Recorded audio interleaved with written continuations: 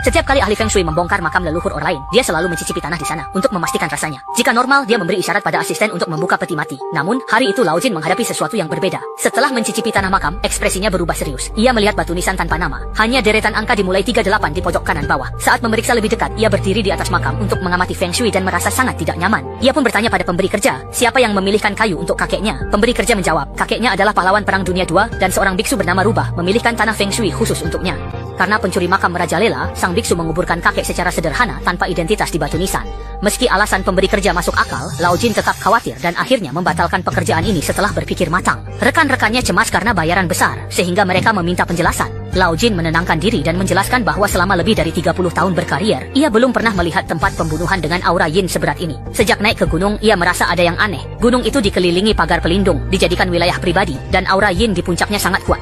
Setelah itu, ia melihat rubah di dekat makam. Karena rubah sering menjadikan makam sarang, orang Korea percaya tempat yang ada rubahnya tidak cocok dijadikan makam. Selain itu, Lao Jin sudah melihat tempat ini penuh energi jahat, sehingga ia yakin ini cocok untuk roh jahat, tidak cocok untuk menguburkan manusia. Jika mereka membongkar makam, semua orang bisa kehilangan nyawa. Meski sangat berbahaya, rekan Lao Jin tetap tidak mau melewatkan kesempatan mendapat kekayaan, jadi mereka kembali ke pemberi kerja untuk mendiskusikan langkah selanjutnya, dan juga mengetahui alasan dibalik kesulitan pemberi kerja. Sejak kakeknya meninggalkan harta besar dan dimakamkan, keluarganya terus mengalami kejadian aneh. Ayah si pemberi kerja tiba-tiba lumpuh tanpa sebab dan harus duduk di kursi roda. Kakaknya juga mendadak mengalami gangguan jiwa, lalu bunuh diri. Si pemberi kerja pernah meminta orang memeriksa Feng Shui makam kakek, tapi tak ada yang berani mengutak-atiknya. Keluarganya pindah ke Amerika berharap bisa hidup tenang, namun malapetaka tetap mengikuti. Istrinya 2 kali keguguran tanpa sebab, dan setelah susah payah melahirkan anak laki-laki yang sejak lahir terus menangis tanpa henti. Bahkan rumah sakit terbaik di Amerika tidak menemukan penyebabnya. Jika ini dibiarkan, si pemberi kerja pun akan terancam bahaya.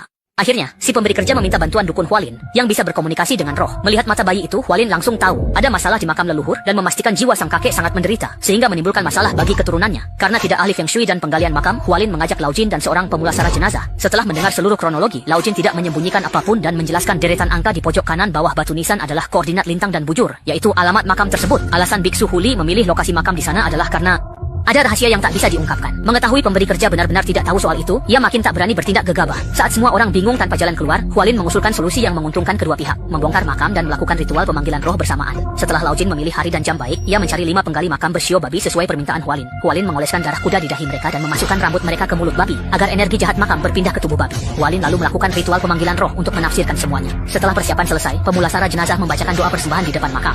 Adik seperguruan Hualin melantunkan mantra samjing sambil memukul gong dan cenderang. Hualin menggoreskan pisau di kakinya, lalu memasukkan tangannya ke tong berisi api, mengoleskan abu arang ke wajah, lalu menusukkan beberapa kali ke leher tanpa terluka. Ini menandakan ia mendapat perlindungan para dewa. Setelah pemberi kerja menepuk makam, pembongkaran pun dimulai. Para penggali bekerja cepat, Hualin terus menebas 5 bangkai babi secara acak untuk mengusir energi jahat. Sementara itu, Lao Jin yang cemas mengawasi liang makam, khawatir terjadi sesuatu yang tak terkendali. Setelah setengah jam, para penggali menyentuh papan peti mati. Saat Lao Jin dan pemulasara jenazah turun ke liang makam, mereka tiba-tiba merasakan hawa dingin menusuk. Saat Lao Jin dan pemulasara jenazah membersihkan debu di atas peti mati, mereka menemukan kain merah menutupinya. Lao Jin yang berpengalaman langsung tahu ini tradisi pemakaman Jepang. Pada kain itu tertulis jabatan dan identitas sang kakek. Saat itu, Lao Jin paham mengapa pemberi kerja sangat kaya. Kakeknya ternyata bukan pahlawan Korea, melainkan pengkhianat yang bersekutu dengan Jepang saat Perang Dunia II. Inilah alasan nama tidak terukir di batu nisan. Setelah kain merah dibuka, mereka melihat peti mati dari kayu osmanthus, kayu yang dulu hanya dipakai kalangan kerajaan.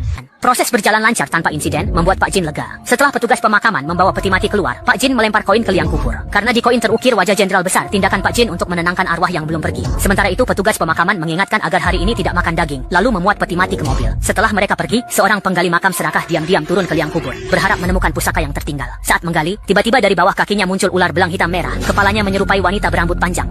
Melihat itu, Dawu terkejut lalu menusuk ular itu hingga terbelah 2, membuat ular merah menjerit nyaring dan menggema di lembah. Jeritan aneh itu hanya didengar Hualin, ia tidak tahu apa yang terjadi. Saat mendongak, ia melihat langit cerah tiba-tiba dipenuhi awan gelap, angin kencang menerpa. Begitu mobil turun dari gunung, hujan deras turun. Di Korea, ada kepercayaan kremasi saat hujan tidak baik bisa menyebabkan arwah tidak bereinkarnasi ke keluarga baik. Pak Jin menyarankan peti mati disimpan dulu di kamar mayat rumah sakit, lalu menunggu cuaca cerah untuk kremasi. Meski keluarga ingin segera kremasi, mereka juga tidak ingin mencelakakan diri. Akhirnya mereka mengikuti saran Pak Jin. Pemulasara jenazah memakai koneksi pribadinya untuk menghubungi rumah sakit swasta terdekat. Ia lebih dulu memberi amplop uang ke kepala rumah sakit, lalu mendorong peti mati ke kamar mayat. Saat kepala rumah sakit tahu peti mati belum dibuka, ia langsung berniat buruk. Ketika semua orang keluar makan, ia mencoba membuka peti mati dengan linggis. Melihat peti mati mewah, ia yakin ada barang berharga di dalamnya. Baru saja ia membuka sedikit celah, tanpa diduga Hualin dan adik seperguruannya sudah kembali lebih awal. Melihat itu, mereka segera membentak dan berusaha menghentikan. Tapi sudah terlambat, roh sang kakek langsung melesat keluar dari celah peti mati menuju keluar pintu. Kebencian yang kuat membuat Hualin yang baru masuk langsung pingsan di lantai. Tak lama, ayah klien yang tinggal di Amerika pun mendengar panggilan dari sang kakek. Begitu ia membuka pintu, hawa dingin yang menusuk langsung menerpa masuk. Angin dingin. Langsung menyapu masuk ke dalam rumah. Ia pertama-tama mendengar suara makan dan minum dengan lahap dari meja makan, lalu merasakan hawa dingin datang dari belakangnya. Dari kedua sisi.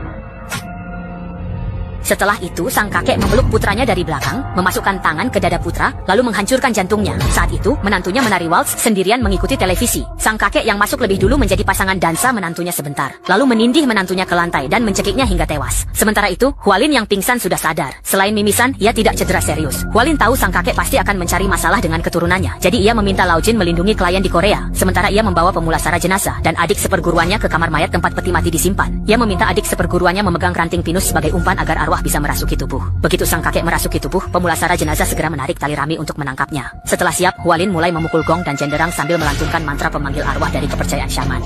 Tak lama, ranting pinus di tangan adik seperguruannya jatuh ke tanah, menandakan arwah sang kakek sudah merasuki tubuh.